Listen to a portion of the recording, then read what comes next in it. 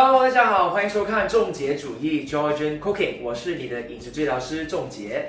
那前一阵子呢，就买了太多的香蕉，然后发现吃不完，然后眼看香蕉就要变过熟了，所以呢，我们今天就要分享一个香蕉蛋糕的食谱 Banana Bread。那让我们看一下我们今天所需要的材料有哪一些吧。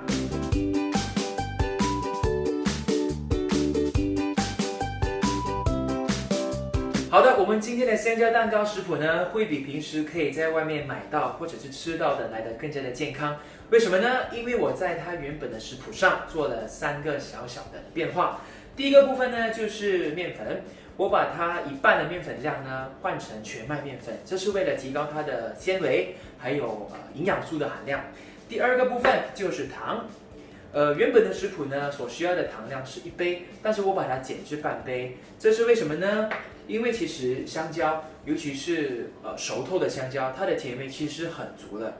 那我们用了5条的香蕉，所以我们其实就不用依赖太多的额外添加糖去达到那个甜味。好，第3个部分，也就是我们最后一个部分，就是牛油。那我把某部分的牛油呢转换成橄榄油，这样的做法呢可以减低饱和脂肪的含量，就是坏脂肪的含量，同时也可以提高好脂肪的含量哦。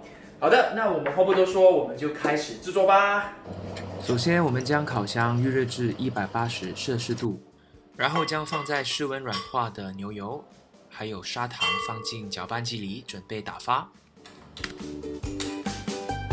在开始打发牛油还有砂糖的时候，我们建议先以低速开始打发，然后再渐渐的增加搅拌机的速度。那搅拌了大概1分钟的时候呢，它就会开始呈现沙子的状态。那这个时候呢，我们就可以加入橄榄油，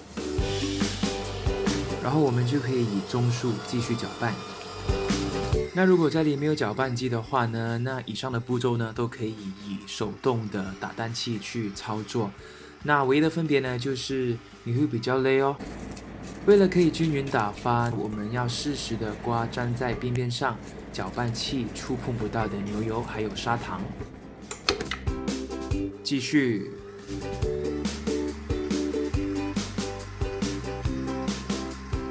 当我们看见78%的砂糖都已经融化的时候，我们就可以增加打发的速度。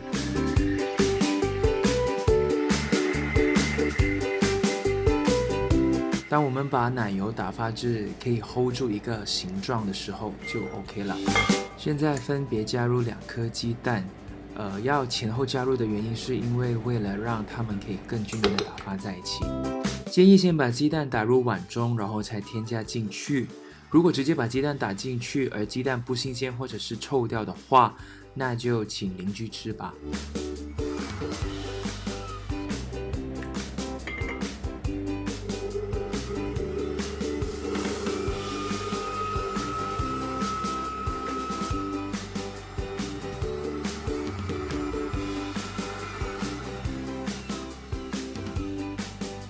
这个时候我们可以加入牛奶。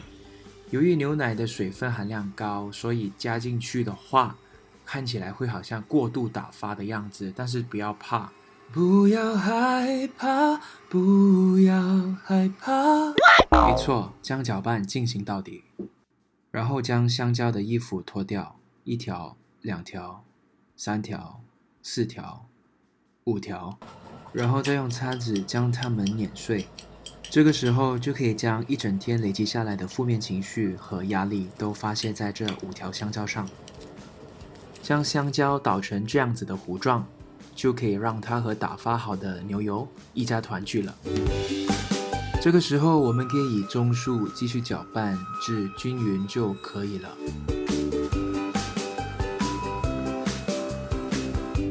将小苏打加入面粉中，然后再均匀的搅拌，然后再将面粉3次性分别的加入混合体中，然后再以折叠式的方式来搅拌，从旁边刮中间折进去，旁边刮中间折进去的方式来搅拌，应该听得明白吧？好，我重复多一次，第2次的加入面粉，然后再以折叠式的方式来搅拌，旁边刮，中间折进去，旁边刮，中间折进去的方式来搅拌。那话说，这样子的搅拌方式可以防止面团被过度的搅拌，而导致口感太过扎实。当我们把面团搅拌成这个样子的时候，我们就可以准备把它倒入模具中了。将一张烘焙纸铺在模具当中，然后再均匀的抹上一层油。刷刷刷刷，那如果你没有刷子的话，可以用手哦。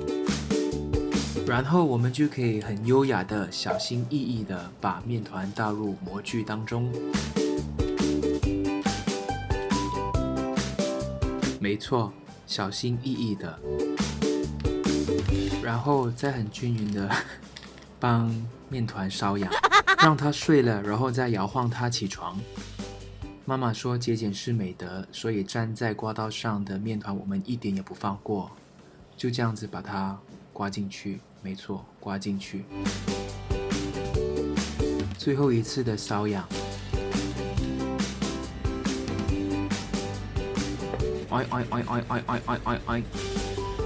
然后我们就可以把它放进预热好的烤箱。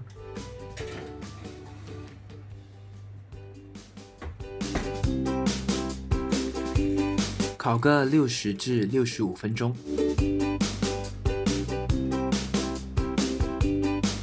好，烤好了。这个时候我们就可以把它从烤箱中拿出来，用一个干净的刀或者是叉插进它最深的部分。如果拿出来刀叉是干净的话，就代表它烤好了。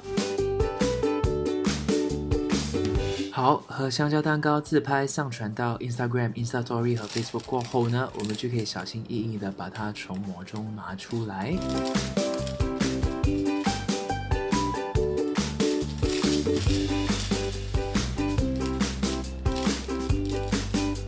好，然后我们就可以再有2条香蕉和1条黄丝巾衬托做背景。这么做的情况下，把香蕉蛋糕切成一片一片，就可以开始吃了。香蕉蛋糕这个时候是呈现出外脆内软的状态，卡吱卡吱的声音，意思是说，記得趁熱食啦喂。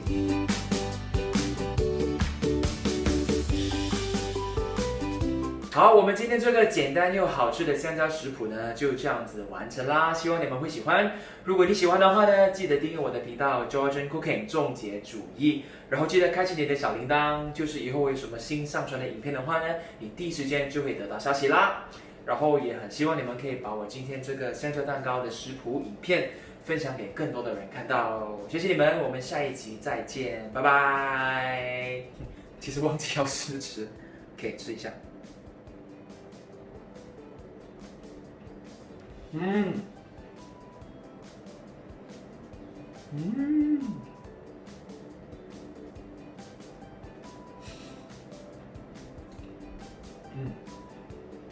真的是很好吃。